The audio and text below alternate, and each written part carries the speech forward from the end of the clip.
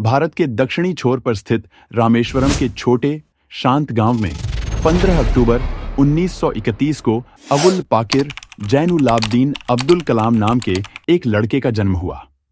उनके पिता जैनुलाब्दीन एक धर्मनिष्ठ विनम्र नाव मालिक थे और उनकी मां आशिम्मा एक दयालु गृहिणी थीं। हालांकि परिवार अमीर नहीं था, लेकिन वे मूल्यों और आध्यात्मिकता में समृद्ध थे। कलाम एक घनिष्ठ परिवार में पले बढ़े जहां सादगी, अनुशासन और दूसरों के प्रति सम्मान सर्वोपरि था। बचपन से ही कलाम किताबों और सीखने की दुनिया की ओर आकर्षित थे। वह एक जिज्ञासु बच्चा था, हमेशा यह समझने के लिए उत्सुक रहता था कि चीजें कैसे काम करती हैं। वित्तीय चुनौतियों के बावजूद उसके माता-पिता उसे अच्छी शिक्षा प्रदान करने के लिए दृढ़ थे। तो चलिए देरी न करके शुरू करते हैं आज की कहानी।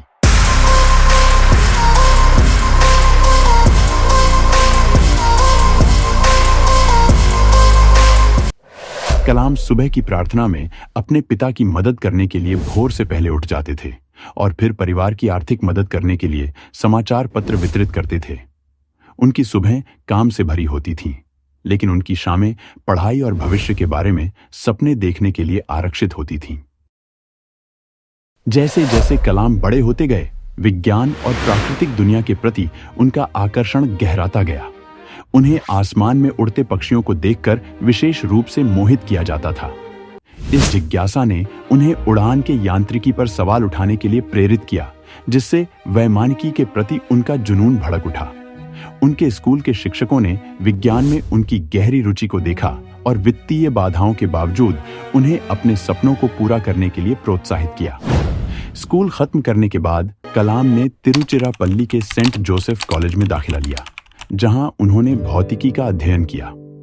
हालांकि उन्हें अपनी पढ़ाई पसंद थी, लेकिन उनका दिल किसी और चीज पर था, उड़ान भरने का सपना।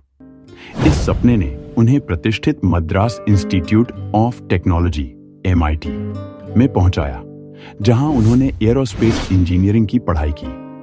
MIT में कलाम के जीवन ने एक महत्वपूर्ण मोड़ लिया। उन्होंने एक छोटे विमान को डिजाइन करने की परियोजना पर काम किया, एक ऐसा अनुभव जिसने विमानन और अंतरिक्ष प्रौद्योगिकी के क्षेत्र में काम करने की उनकी इच्छा को मजबूत किया।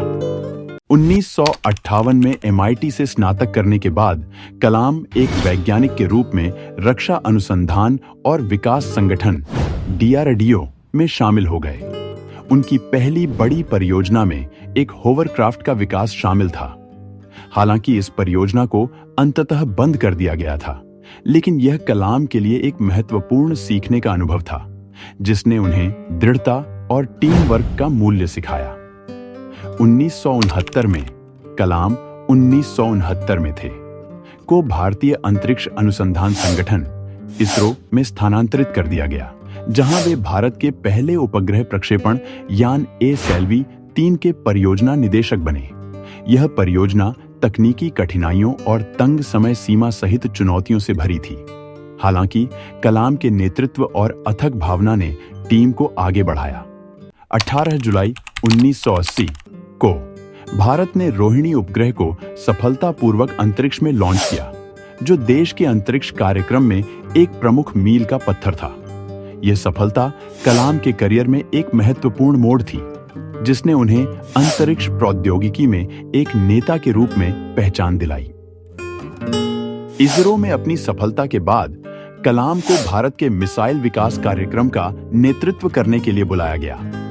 1980 के दशक में वे भारत के एकीकृत निर्देशित मिसाइल विकास कार्यक्रम IGMDP के मुख्य वास्तुकार बन गए, जिसका उद्देश्य रक्षा उद्देश्यों के लिए मिसाइलों की एक श्रृंखला विकसित करना था। उनके नेतृत्व में भारत ने अग्नि और पृथ्वी मिसाइलों सहित कई सफल मिसाइल प्रणालियां विकसित की, जिससे देश की रक्षा क्षमताओं में उल्लेखनीय वृद्धि हुई। मिसाइल प्रौद्योगिकी में कलाम के काम ने उन्हें भारत के मिसाइल मैन की उपाधि दिलाई। तकनीकी जटिलताओं और अंतर्राष्ट्रीय चुनौतियों के बावजूद वे भारत को रक्षा प्रौद्योगिकी में आत्मनिर्भर बनाने के अपने मिशन पर केंद्रित रहे। राष्ट्र की सुरक्षा के प्रति उनका समर्पण देशभक्ति की गहरी भावना और भारत को वैश्विक मंच पर एक मजबूत, स्वतंत्र शक्ति के रूप में उभरते देखने की इच्छा से प्रेरित था। 2002 में कलाम की यात्रा ने एक अप्रत्याशित मोड़ लिया जब उन्हें भारत के 11वें राष्ट्रपति के रूप में चुना गया। उनके चुनाव को व्यापक स्वीकृति मिली क्योंकि उन्हें ईमानदारी, दूरदर्शिता और विनम्रता के व्यक्ति के रूप में देखा गया। लोगों के राष्ट्रपति के रूप में जाने जाने वाले कलाम ने अपने पद का उपयोग जनता, विशेष रूप से युवाओं तक पहुंचने के लिए किया, जिन्हें वे राष्ट्र का भविष्य मानते थे। वे सपनों की शक्ति में विश्वास करते थे और अक्सर युवाओं को बड़े सपने देखने और अपने लक्ष्यों को प्राप्त करने के लिए कड़ी मेहनत करने के लिए प्रोत्साहित करते थे। अपने राष्ट्रपति पद के दौरान कलाम ने 2020 तक भारत को एक विकसित राष्ट्र में बदलने पर ध्यान केंद्रित किया।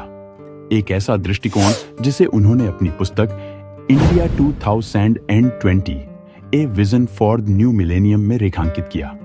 उन्होंने राष्ट्रीय विकास में विज्ञान और प्रौद्योगिकी के महत्व पर जोर दिया और शिक्षा, नवाचार और उद्यमिता को बढ़ावा देने के लिए अथक प्रयास किए।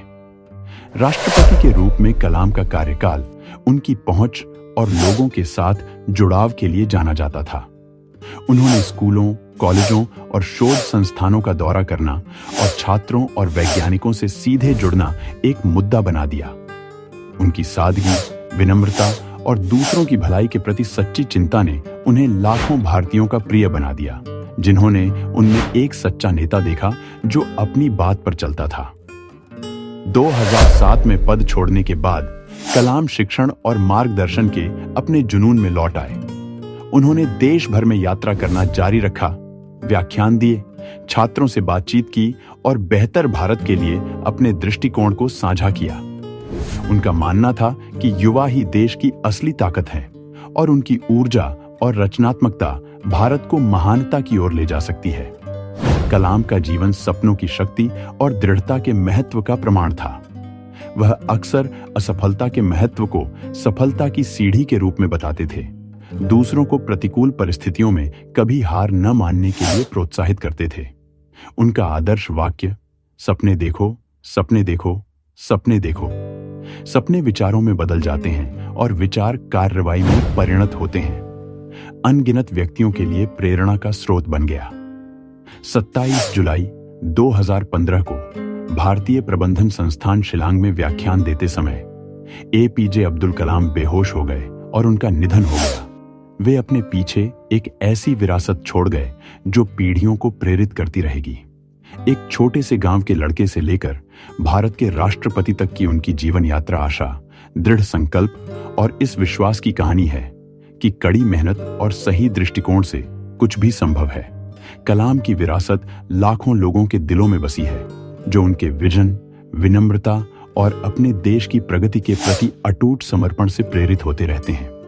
उनकी जीवन कहानी उन लोगों के लिए प्रकाश की किरण के रूप में काम करती है जो सपने देखने की हिम्मत रखते हैं और उन सपनों को साकार करने की दिशा में काम करते हैं।